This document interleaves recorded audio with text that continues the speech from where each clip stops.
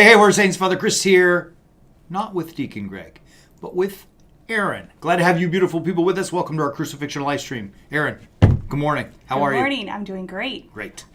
We're glad to have you. So for those who may not know, Erin is a member of our Warrior Saints team, and she is really a sharp young lady. And because of that, she's going to push me hard today on a really kind of, not sensitive, but kind of sensitive topic, right? So we're going to talk about modesty. Ready? Go. Let's talk about it. I'm wondering, Yeah. am I going to get to go on a shopping spree after this? That's your husband's problem. Okay. Okay, Father Chris. So why is modesty a hot topic? And why are people, like everything in the world, everything's polarized. What's the deal with this one? Well, I feel like it's a problem that you see everywhere. Okay. You go to the gym, there's not a lot of modesty there right now. You walk outside, you're seeing everyone in leggings and, maybe not even a full shirt. Midriff crop tops are popular now. Yeah. And there's a lot of pressure too from, I experience it a lot of times from my peers and my friends in terms of fitting in and what you should wear. And because a lot of that athleisure is popular, there's some questions and you feel, that peer pressure to fit in, which then might lead to, you wearing something that might not be in alignment with your beliefs. So there's kind of that internal struggle that goes on. Yeah. And it seems to me that I get a lot of pushback when we talk about this topic that, why can't I just wear whatever I want? I mean, is that part, what are the things that people, what's the justification that we hear in the, public at large for doing that kind of stuff?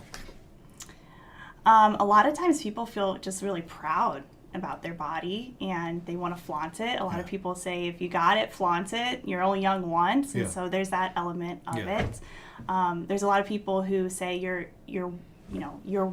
worth is not defined by what you look like or your clothes, and so you should be able to wear anything that you feel inclined to wear.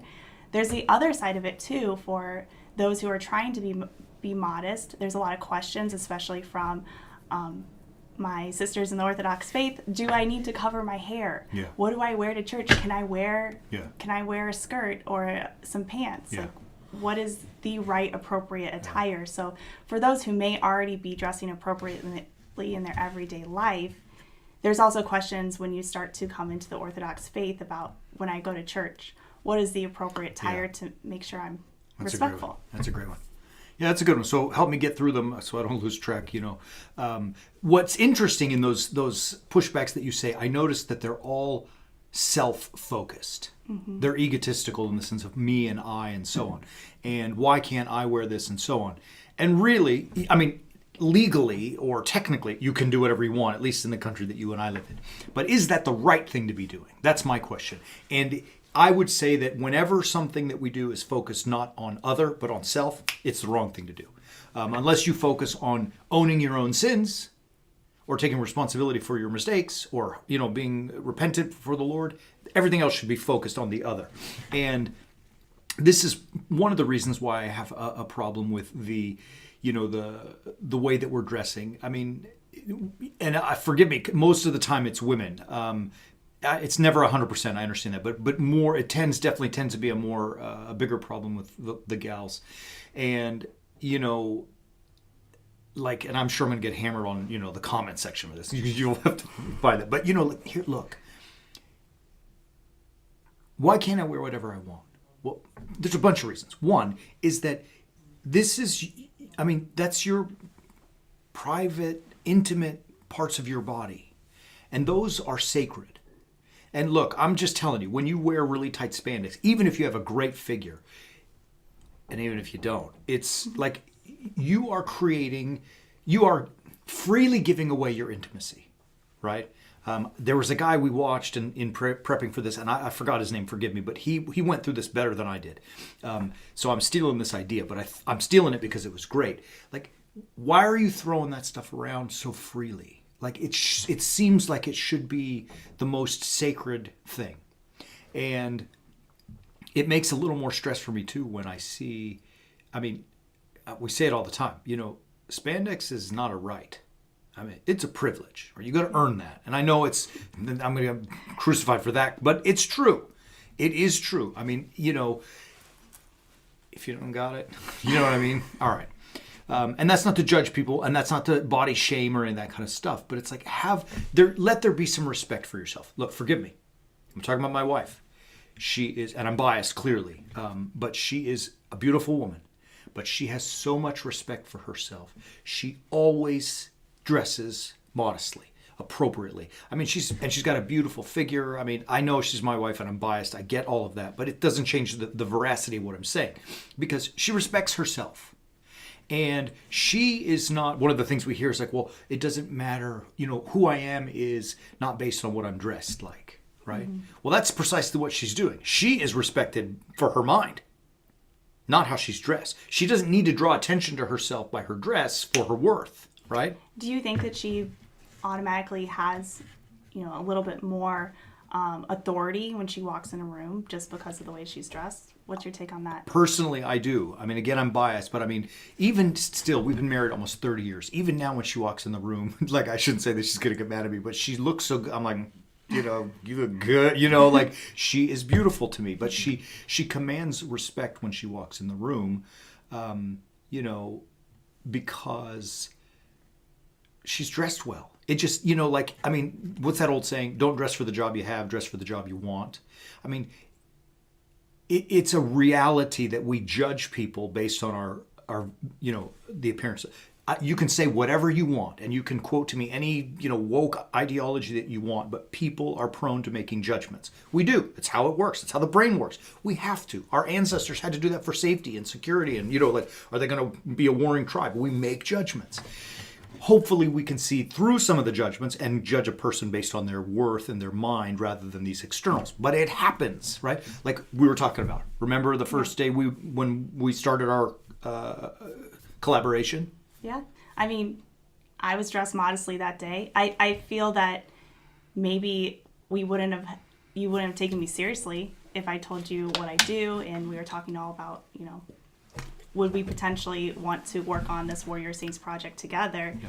If I was dressed in a way that was immodest or wouldn't be a good presentation to your customers of the Warrior Saints, it probably would have been a question in your mind. Do I really want this person representing my business? Because there is an outward facing element to it. For sure.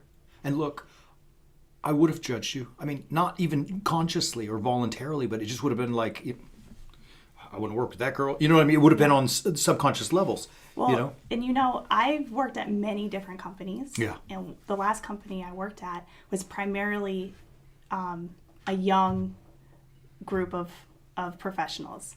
They were all, just out of college, and we were kind of in COVID time, so we were working from home, and a lot of them were showing up like in their pajamas on Zoom. And so we actually did have to have a conversation because we would be on a Zoom call with a client pitching a $10,000 to $100,000 project, and some people would be sitting in their pajamas with an unmade bed behind them. Right. What client is going to invest in that? I know. Look, that may be technically wrong, but it's real. You know what I mean? Yeah. So you can either adapt to what really happens and find success in your life, or you can, fight your way through your pajamas and lose all the contract. This is what it is. It is what it is. The other part of this, if I'm going to kind of shift gears a little, is, like, with that whole I can wear what I want kind of stuff. And I said at the beginning, I feel like it's so self-focused.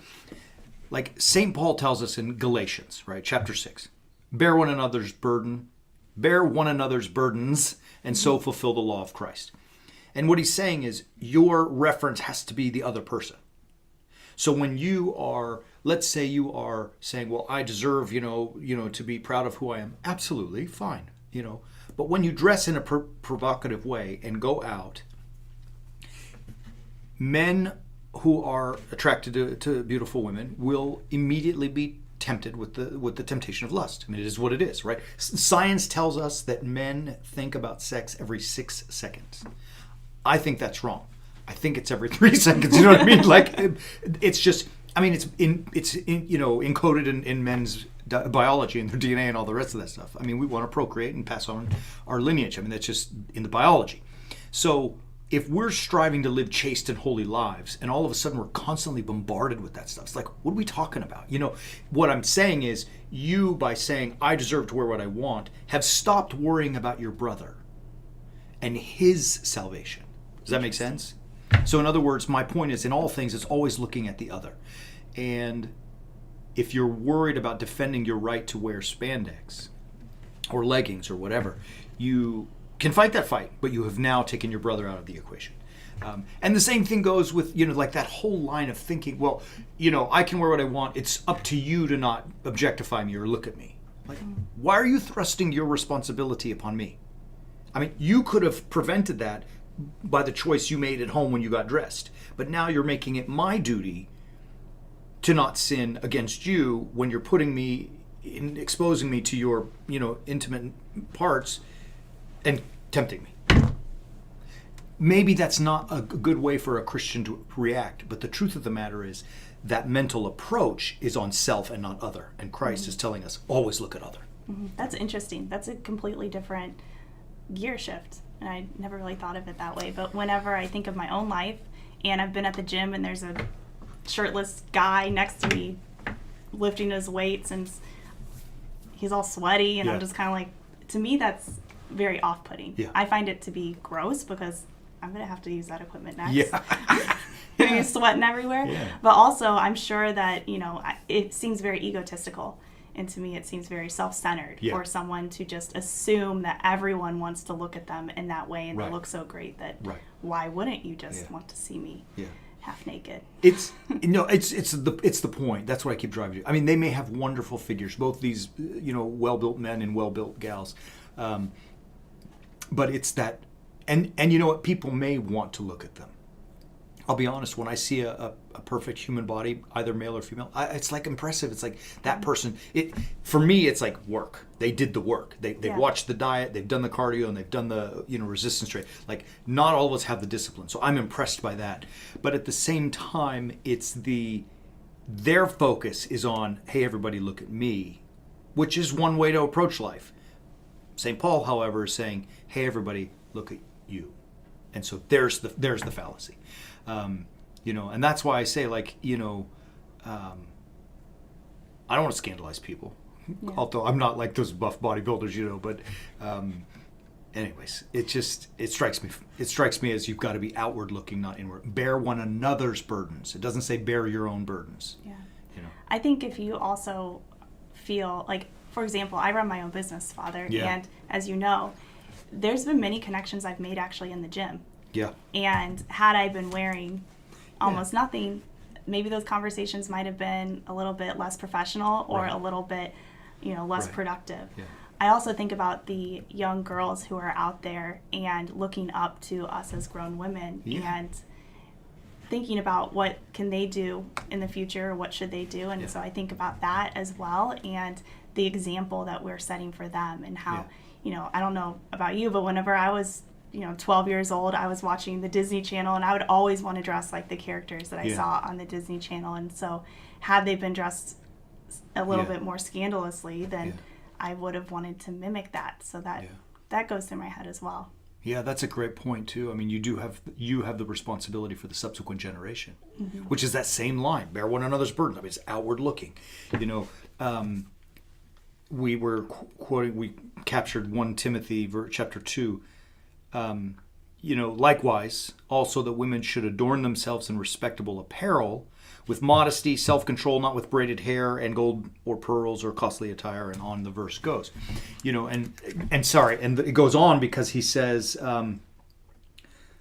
but by good deeds, as befits women who profess religion, right? St. Paul, I mean, even in this 1 Timothy chapter 2, he's saying to the ladies, you know, look,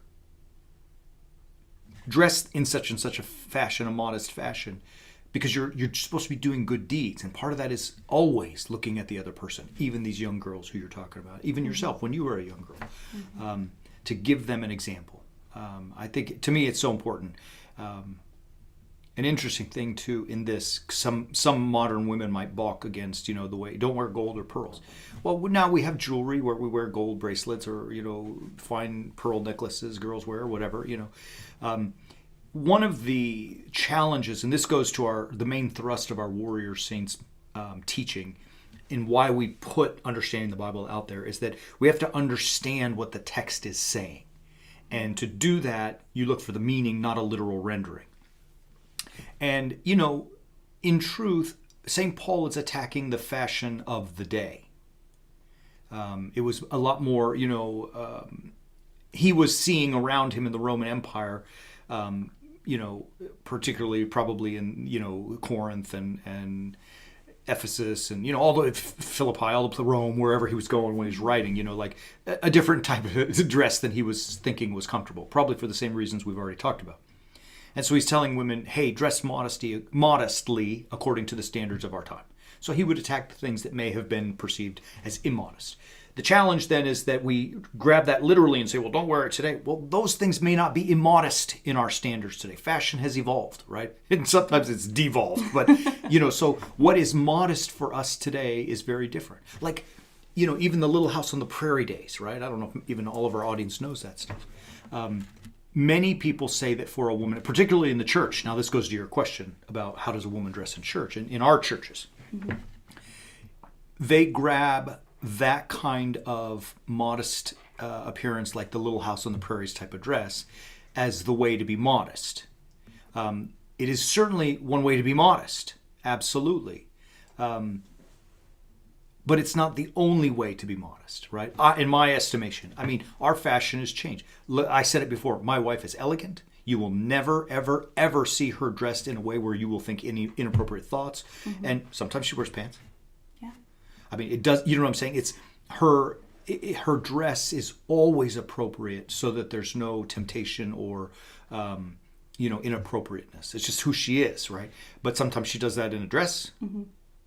And sometimes she does that in a pantsuit or whatever, because our fashion is different. Now, having said that, I'm talking a lot, I'm sorry, but in many traditional Orthodox mindsets, when a woman goes to church, she should be covered, entirely, arms all the way down to the ankles, and wear a headscarf. And that's absolutely okay. I mean, if someone is really doing that because they fully, truly understand 1 Corinthians 7 and 1 Corinthians 11, why, when Paul writes these things, if they really understand it, then wear it. Mm-hmm. But to say that that's the only way to be modest is not, in my estimation, is far from true. And I would say that's not even within the truth of the Orthodox faith.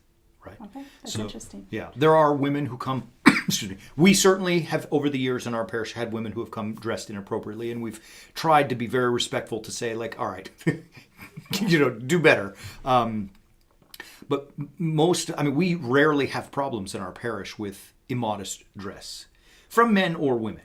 And some of our gals cover their heads with scarves and some don't. Ultimately, in this regard, I would say that if you are defining your faith and commitment and dedication to God based on what you are wearing, it is a false faith. It's not one I'm interested in. I want to see your trust in God based on the way you live your life. Mm-hmm. That can certainly be exemplified in dress, sure. But how do you live? I'm not going to, well, it doesn't matter what I think. God is the judge. But I don't think he's going to judge you based on, your skirt was too short or too long or whatever. He's going to judge you based on, did you, walk according to the newness of life? And, that means to always be other-focused. Ocus-fothersed. That's what I would say. Others-focused. But, right? Yeah. So to be others-focused means you can't dress provocatively and provoke a man to lust. So you can see how it all works in concert.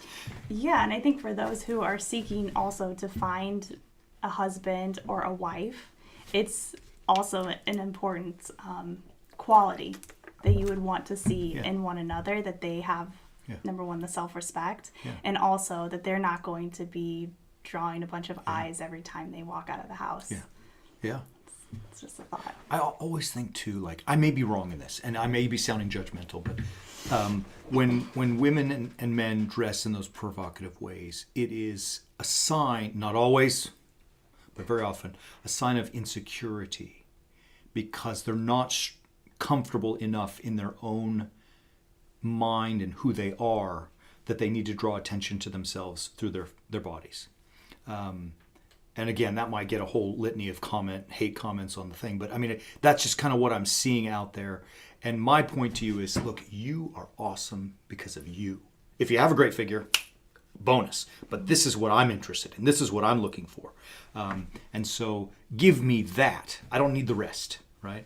Anyways, great stuff. Hope I don't get you too much grief, but it was fun. We're gonna get some, but this is a great conversation. I appreciate you having it, and I think it's gonna help a lot of people. So thank you, Father. Thank you. Love you, beautiful people. Thanks for being with us. As always, check out warriorsaints.org. Start understanding the Bible. Let us teach you. We do the best we can. We'll be back Sunday with Orthros and Liturgy at 9 and 10 a.m. respectively. I fumbled in my words. 9 and 10 a.m. on Sunday for Orthros and Liturgy, and then again back next week. Love you. Have a great weekend. As always, keep walking on the way of the warrior saint.